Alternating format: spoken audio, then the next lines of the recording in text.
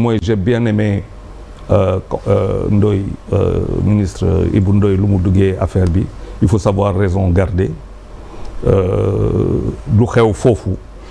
c'est déplorable man jaar naa foofu parce que j'ai été choqué violence bi c'est très violent d'autant que des images circulent c'est violent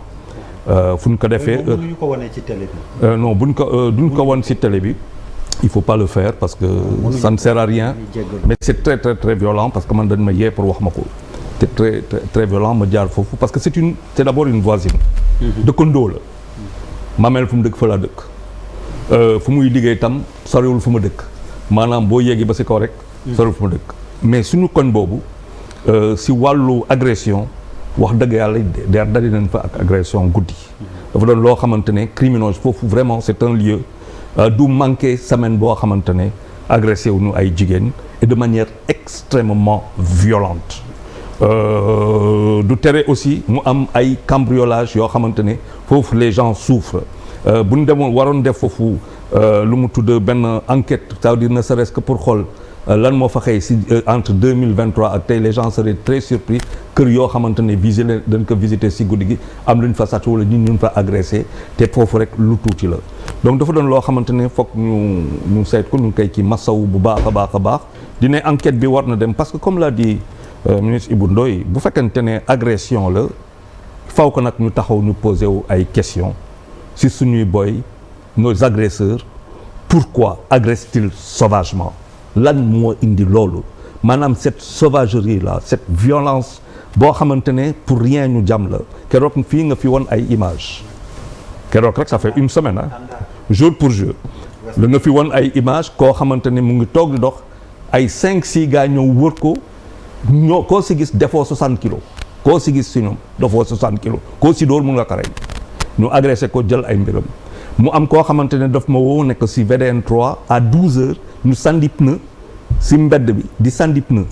pour que ñoom ñu ñëw c'est-à-dire accident qu'est-ce que tu fais tu rentres dans le pneu tu peux en mourir pour faire quoi pour agresser la ay policiers ñoo ñëw vendredi passé rek lañ ko doon wax type agression yi pourquoi c'est aussi violent bu fekkente ne c'est une agression boo xamante ne fa la yem est-ce que si suñu lekk la parce que nag y a beaucoup de choses yoo xamante ne faaw ñu toog ñu waxtaan ko est-ce que si suñu nutrition la quand on sait que 42% plus de 42% de nos enfants manquent de zinc oligo-élément essentiel boo xamante ne yaram bi du ko produire 52% de femmes en manquent 52% de sang sans compter l'anémie sans compter tout le reste qui manque lan lay def si nit ki bu màggee sans compter la puissance parentale qui s'en va parce que pourquoi proximité bi dafa rëy famille yi yaatu kër yi xat chaque fois dama ko fiy wax 70% de jeunes qui ont moins de 35 ans qu'est-ce qu'on fait avec bu dee seen formation amul bu dee seen instruction des na bu dee seen niveau kii loolu yëpp ñu xool taux de déperdition taux d'achèvement scolaire nga xamante ne troisième bi c'est tout un problème faut qu'on sache bu dee aussi si leneen ñu nar a ñëw nag est-ce que j'ose le croire vraiment que mu bañ a nekk benn agression politique parce que ban sens lay am pourquoi elle ce serait quoi le mobile parce que nag bu fekkente ne dafa am ñoo xamante ne dañ leen di rey mais kenn du leen déshonorer le journaliste est un soldat le journaliste est un soldat de la plume c'est un soldat de l'information on nous tue mais on ne nous déshonore pas loolu moom c'est-à-dire que même c'est une perte de temps les journalistes qui sont morts j'ose croire que mu nekk benn agression que moom ne yàlla def mu gaaw a jóg ba pare continuer liggéeyam mais ñu xoolaat fokk ñu toog ñu xool voilà des questions pour moi qui sont essentielles bu ñu demee Sacré-Cœur j'ai une amie qui a été agressée mon épouse a été agressée tout le monde a été agressé dans ce pays est-ce que faut-il que tey que ñun ñëpp ku si nekk si ñun am lu ñuy ragal di doxee ak arme lu mu diisee man tey ñu ma woo di mu ne Charles il faut que tu fasses attention aux telles armes ak yu demee noonu et tu te rends compte que les gens t'aiment les gens ont peur pour toi donc ça veut dire non seulement da ragal pour yow mais en plus dañ lay passer stress bi mais est-ce que foofu lañ tollu tey c'est le moment aussi peut-être d'apaiser parce que gis nga on est tous en colère mais on est en colère contre qui et contre quoi quand je regarde aujourd'hui dëkk bi dafa passif mais la colère est grande elle est sourde elle grossit en nous c'est le moment ñu jël suñu ressenti je parle souvent d'intelligence émotionnelle ñu xam lan mooy ressenti lu muy def ci nit ak lu muy gaañ mooy yëg-yëg boobu ñu xool loo xamante ne si suñu xalaat lu ñu mën a teg fii nga xamante ne der on va se voir on va aller ensemble damay laaj lan mooy baal ma ak dama kay dégg tout le temps Ramadan du ñëw te déggoo baal ma ak Korité du ñëw déggoo baal ma ak Tabaski du ñëw déggoo baal ma ak Pâques du ñëw déggoo baal ma ak mais ban sens la am ça veut dire quoi qu'on se répète 4 fois dans l'année baal ma ak et qu'on se pardonne pas est-ce que c'est mécanique est-ce que loo xamante ni suñu gëmin lay gën a rek et puis après jeex na quoi pare na ci wax la dama saa tey bu ñu toogee ak situation fu mu ne nii tey il faut pas qu'on ait peur parce que lii opportunité la pour que le Sénégal change mais pour que le Sénégal change balaa nga ni nit pardon mais nga reconnaître say tort balaa nga ni nit daaj il faut que personne n'a raison à 100% mais personne n'a tort aussi à 100% c'est ça les hommes personne n'a raison à 100% personne n'a tort à 100% qu'on reconnaisse nos erreurs et qu'on se fasse humble les catholiques et les musulmans vont se retrouver le 11 mars pour jeûner ensemble pendant des semaines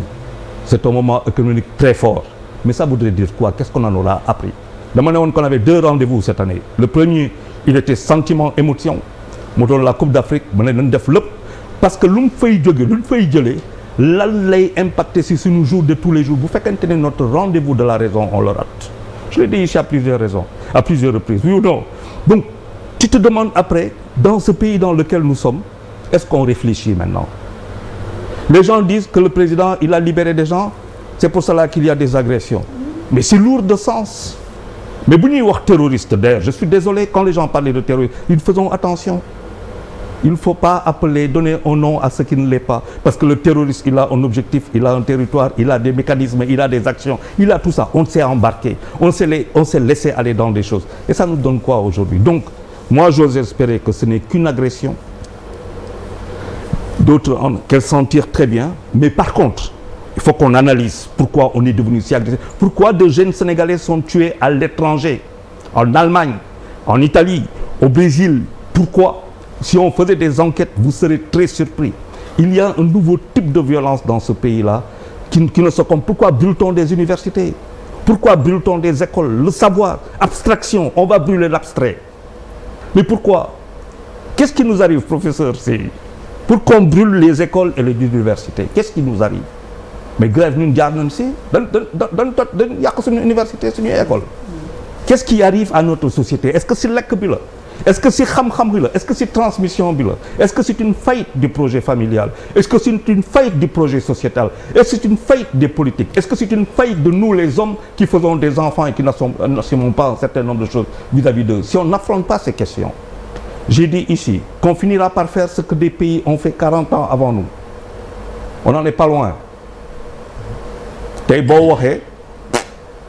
alors ce matin j'ai entendu tout et n'importe quoi il y a des gens équilibrés et vraiment je te remercie beaucoup parce que tu es un ami et je te connais équilibré mais très peu ont eu ton discours mesuré raisonné parce que si comme tu l'as dit dans cette situation wax amnistie wax kii la encore qu'on en parle là moi je suis totalement contre pour dire les choses mais il y a des réflexions qui nous interpellent pour man fan lañ toll et une société intelligente c'est d'abord des hommes intelligents muy politique muy profession muy kii pour ne pas mobiliser la parole c'est-à-dire j'étais en colère j'ai décidé de sortir de la colère de sortir parce que un homme colérique autant pour moi un homme colérique ne fait rien de bon il faut sortir de cette colère et de manière sereine qu'on se dise des vérités ñu def du tracer du ñu war a tracer mais si teg ko si kaw yoon et c'est ça qui est en train de partir donc du coup ñii nii dañ ko parti moo ko attaqué ñii ñoo ko waaw lan ñii lan lañ bëgg maintenant nag may toog di xool Ibou mon ami depuis toujours je suis pas d'accord avec lui dinaa xeex Ibou la ban sens la am professeur ñoo doon ànd mu nekk fële neew ma foofu ma koy xool may xeex ak moom ban sens la am comme on dit ban sens et puis bu demee après qu'est-ce que je fais seul je deviens quoi wala je sais pas qu'est-ce que vous devenez vous seul quel est le sens de cette bêtise qui est en train de s'installer dans notre pays là merci Der. C'est que sur les 3